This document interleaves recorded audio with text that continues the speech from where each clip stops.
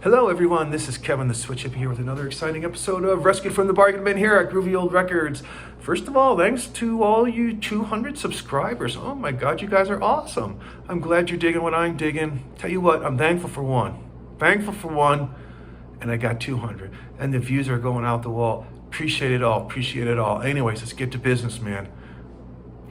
I was down in Trinidad, Colorado this weekend, and there's an antique store there, and they had some pretty good selection of albums.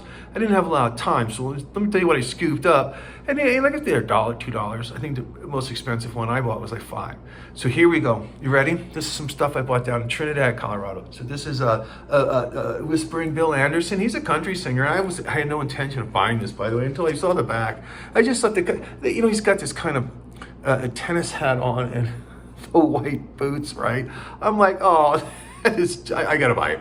I know, it just struck me as curious that somebody would pose in clothes like that. It was the 70s, I know, but come on, man. Anyways, I'll give that a listen. I'm familiar with his music. So, next one is Richie Furay. He was in the Buffalo Springfield and Poco. He's really good. This album, I thought this was kind of a disco album. I wasn't pleased with it greatly. I put his one song, Ooh, Child Below. Tell me what you think. Tell me what you think. I don't know. I'll give it another listen to, of course, but I wasn't impressed with it. And of course, the cover's horrible. I mean, look at him. Look at him. Look like something's going on there. There's my fishing reels. Look like something's going on over there. Next one is Roy Acuff. Roy Acuff, right? Roy, he's the country musician. It's a great record. There's a Pickwick reissue. It sounds good, and the quality is pretty okay. You know, Pickwick has maybe a reputation for not sounding this too good, but that one sounds okay. Robin Trower. You know, Robin Trower was with Procol Harum. To me, he's like, before Stevie Ray Vaughan, this was the dude. He's the heavy, like Jeff Beck, plays hardcore, just jamming blues.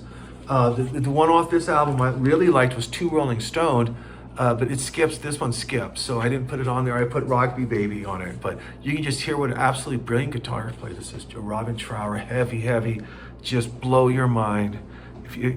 Crazy good guitar player. This next, look at this one. This is I, Robot by Alan Parsons, the Alan Parsons Project. Alan Parsons, he recorded with the Beatles. He recorded Pink Floyd. He was Al Stewart. He was just a great music. I think he was an engineer, right? He was a music engineer, and he did a lot of great. And this album sounds brilliant. And this is, I mean, the vinyl sounds good. It's just no scratches on it. It's great sound. I had it in the living room. It kind of filled up the room with this just beautiful. A lot of his electronic keyboards and some good guitar work. You know, it's got also You Wouldn't Want to Be Like You on here, right? So this next one is Lynn Anderson. Remember, I Never Promised You a Rose Garden, which I thought was a goofy song. So, anyways, it's on here. And then I think I put Snowbird on here. I put Snowbird. It skips. Sorry, by the way, it skips. It got by our quality control people, so I apologize, but I'm gonna leave it. Charlie Monk does Charlie Monk from the Sirius Radio from Willie's Roadhouse. He does the liner notes for Lynn Anderson. So I Never Promised You a Rose Garden. Oh my gosh, how true that is of my life. Jackie Wilson said, who doesn't love Jackie Wilson? What a spectacular voice this guy had. Spectacular voice. Jackie Wilson, the old Brunswick Records. And I haven't played it yet. I'm saving it for a special occasion, but he's just, what a wonderful petite. I mean, just can't say enough good stuff about Jackie Wilson. Oh, look at this one. Miles Davis, Porgy and Bess. It was $2. $2 well spent. I want to clean it up a little bit before I put it on, but I've heard this before, and it's just brilliant. Miles Davis is just, he's one of whatever, right? I can't even say anything. I'm too stupid to even explain my feelings about Miles. And I'm not a big jazz fan. It's just he's got that something that just I think is attractive to everybody, even folky rock hippies like me. Anyway, Porgy and Bess. Of course, I like Porgy and Bess, the Gershwin opera. I put a couple of cuts of Porgy and Bess below. Cloud Nine, Temptations. Temptations. This one's a dirty. I gotta clean this one before I put it on. But the song "Runaway Child," "Running Wild," the whole 10 minutes of just psychedelic soul. Oh, $1. And I was like, man, what a find. What do you think? Temptations, Cloud 9. I'm gonna get that cleaned up. And I'll put that. You can see there's surface dirt on it, so hopefully it'll be okay. Easy Beats. Yeah, this from Friday on My Mind. And they're kind of a poppy, psychedelic kind of poppy from, I think this is 67 or whatever. Great. It's pretty cool. And it's also produced by Shel Tammy, who produced The Who, too. So I put that there, the Easy Beats, right? Friday on My Mind. This is Hermits. This is their first American album, and it's in mono. So it's pretty cool, right? First American Hermits album in mono. Am I right? I'm going to say before I lie. Let's say this is a mono one.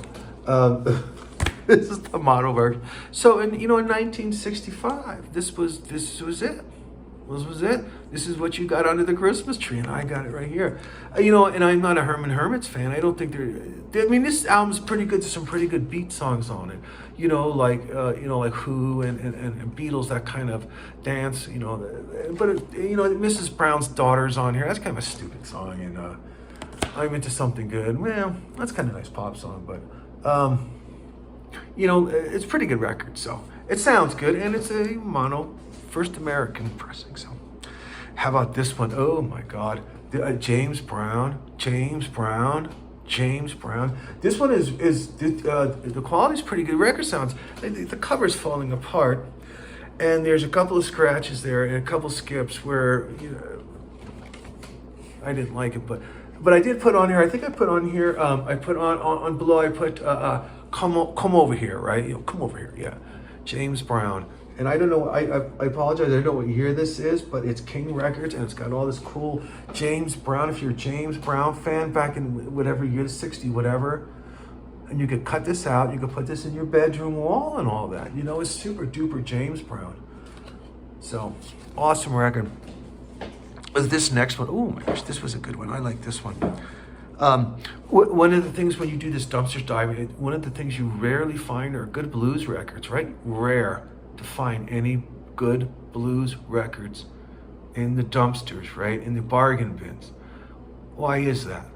Don't know. I find lots of good folk, lots of good rock, lots of good jazz albums, not too many good blues ones, but I found one. This is Jimmy Reed, and it's a brilliant record. And this is a Kent record, so this is an original release. So this is from 70 something, so this is 1971 or whatever this record came out, but it sounds good. I put a couple of, who doesn't love Jimmy? Jimmy Reed's awesome, and it was so good to find a good blues record in the bin. Or maybe it's good that we don't see him there. How about that? Okay, I think okay. This next one is Paul Revere and the Midnight Raiders. This is kind of, I don't ever like them, right? But I actually listened to this record. This is a good beat record.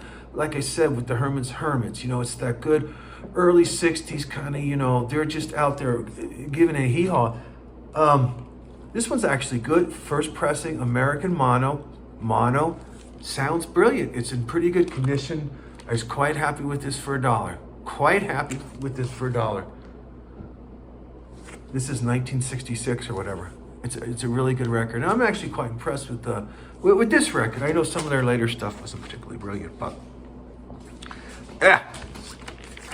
the Electric Flag. Oh my gosh, the Electric Flag. Mike Bloomfield, Harvey Brooks.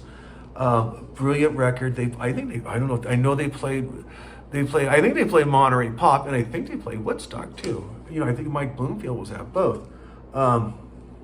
Brilliant record. Brilliant record. I put the Wine Spodioti down there. Wonderful. Absolutely wonderful. It's got Richie Havens on sitar. I haven't listened to that one. I have not heard Richie Havens on sitar. Okay, and this is the last of the good ones.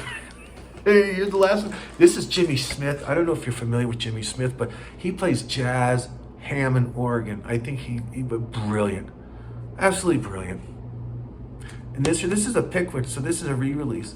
I put a cut below. Tell me what you think, but I think it sounds good. Jimmy Smith, and you should get his other records. I think he's on Verve.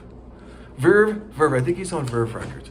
But Check him out, Jimmy Smith. He's absolutely brilliant player. Absolutely brilliant player. So here's the two failures. Here's the two failures. Here's my two failures. The first one was this a brown banister. I don't even, what the hell?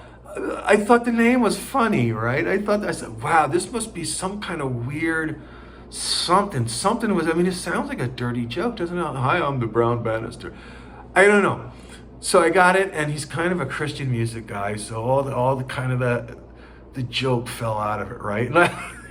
Because there I was trying to be profane, and he was a man of God, and I felt bad. But I listened to it, I'm like, nah, I don't like it either. I'm sorry, brown banister. I don't think Hippies thing my collection very long. Anyways, God bless you. Here's the other one. This is the total failure on my behalf. And then I'm going to leave you alone after this quick one. Total failure is I saw this. And I was like, oh my God. An original Billy Jack soundtrack record in the plastic wrap. I mean, the shrink. I was like, oh my God. I was like, I got to get this. I got to see. I got to take this home. And I busted it out. And it's not Billy Jack. The soundtrack is Billy Jack the Laserdisc, right?